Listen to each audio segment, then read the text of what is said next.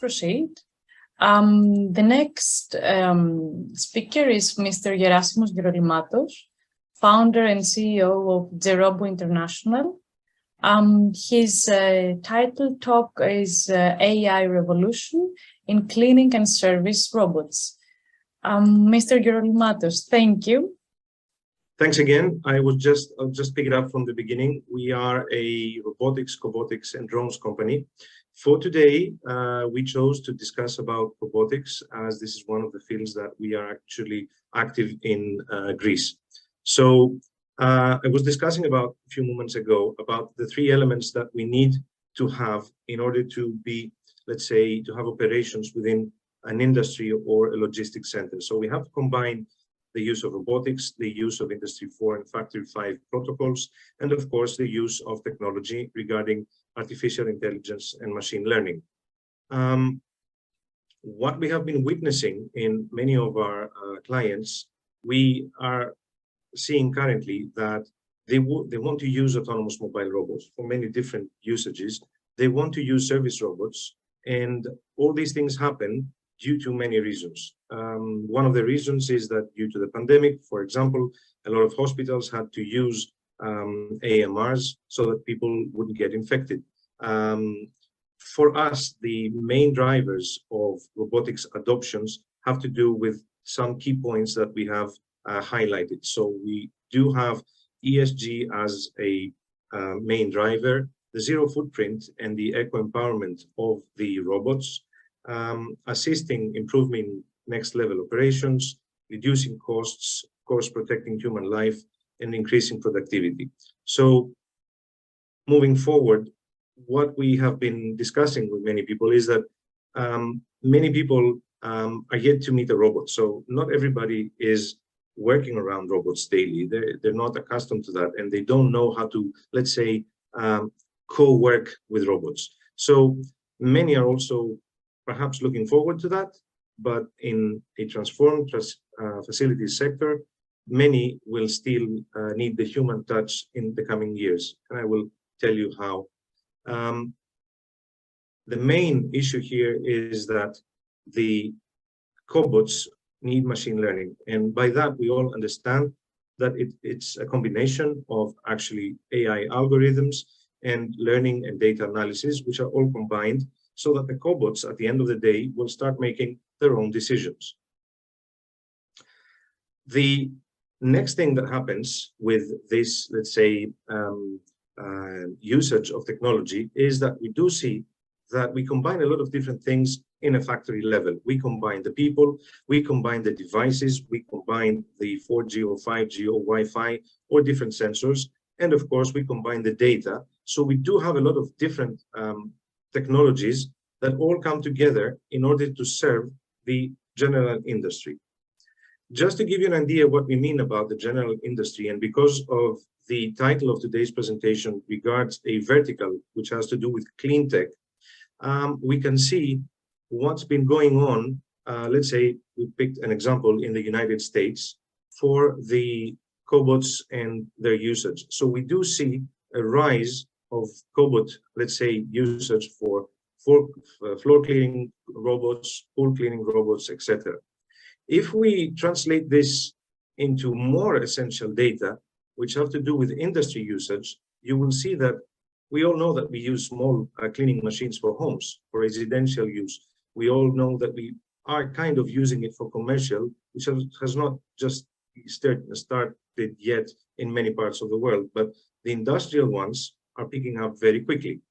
So now that we know the background and we understand what's happening, we also see that there are so many service robot suppliers worldwide, and that has to do with Europe, America, Asia.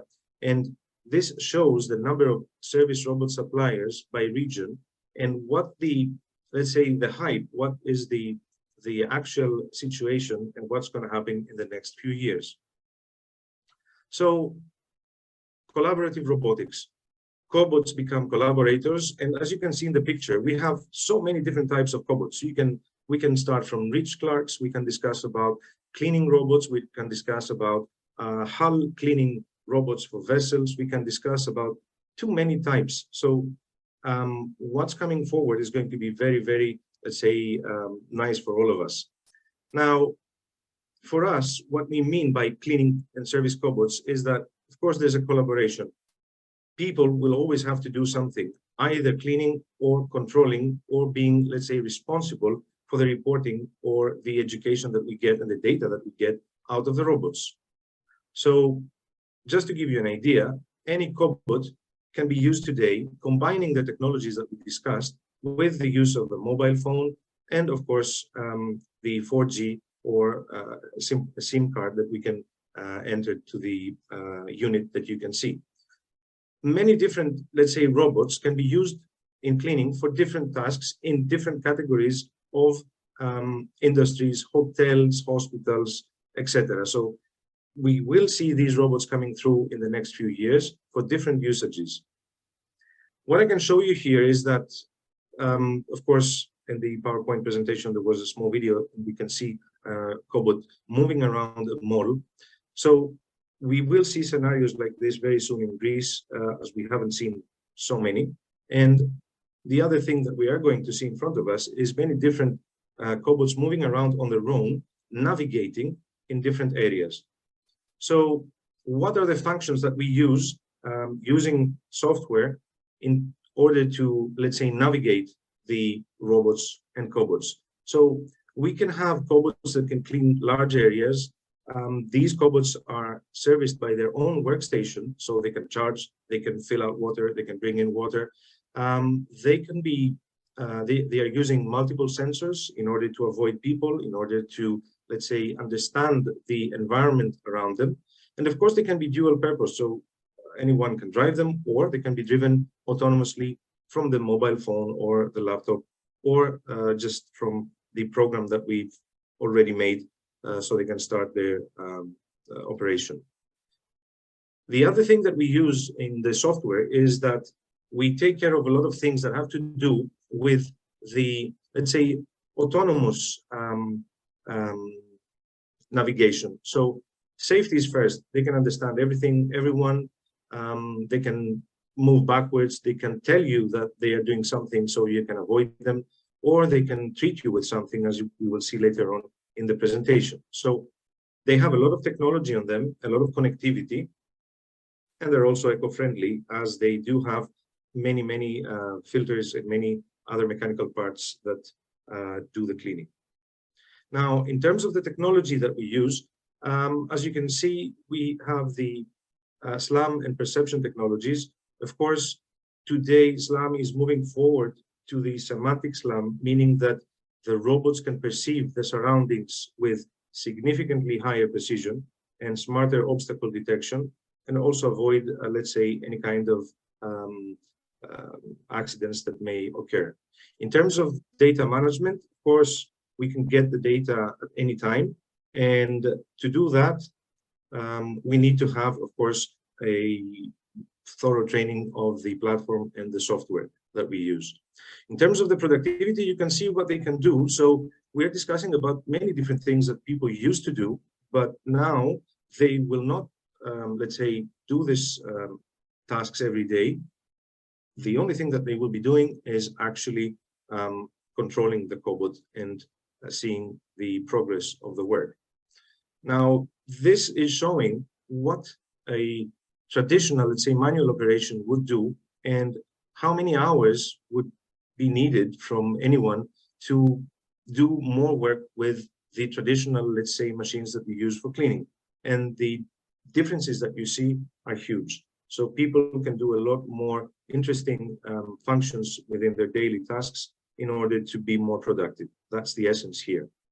Now, moving on to the service robots, the other let's say, hype that we see in the industry is that we're going to be witnessing a lot of servicing robots in many different, let's say, sectors. One of these sectors has to do with restaurants, let's say the HoReCa sector, hotel, restaurants, and cafes. So just to give you an understanding of what's happening here, the same applies, the same software more or less applies here with SLAM. And of course, the only thing that changes is the size and the look and feel of the cobot. So we will get robots moving around in restaurants and serving people because we have the, let's say, the software that recognizes which table it can go, what time it can go, what it can serve, and what time it should be back to the operator to serve again. Also, things that we're working on currently is similar robots in hotels where the robots would be able to go to the second or the third floor, and you can pay your bill while you are actually greeted by the robot in the foyer. So a lot of different functions which have to do with customizable cobots according to the specific need of a specific sector. So it's going to be hotels, it's going to be cafes and restaurants. So just to give you an idea of the technology that is around a service cobot, you can see that there are many cameras, you can see the payload, there is a battery, the obstacle avoidance sensors, and again, all the technologies that need to be used for it to be fully functional. So what's next? What's next is that we're going to be seeing a lot of stuff regarding the autonomous mobile robots by air or by land or by delivery. And we will focus on these things in 2023 and 2024 as to be, let's say, closer to the market. That's all for me. If you do have any questions, I'll be able to answer them. Thank you very much. Actually, it's not a question. I want to make a comment, especially about the last thing that you presented to us, Gerasime. Thank you very much for your presence today. We can explore some synergies in the context of Smart Attica, as you saw that it was one of our thematic priorities is tourism, and one of our partners is the Hellenic Chamber of Hoteliers. So we can definitely explore some common use cases in that one. Thank you. We will be glad to do so because we have been witnessing and we get a lot of information from hotels and the islands, because what we witness today is a shortage of manpower in these hotels. So that does not mean that the robots or the cobots will take over, but certainly a lot of the, let's say, wasted time of serving can be taken away from the cobots.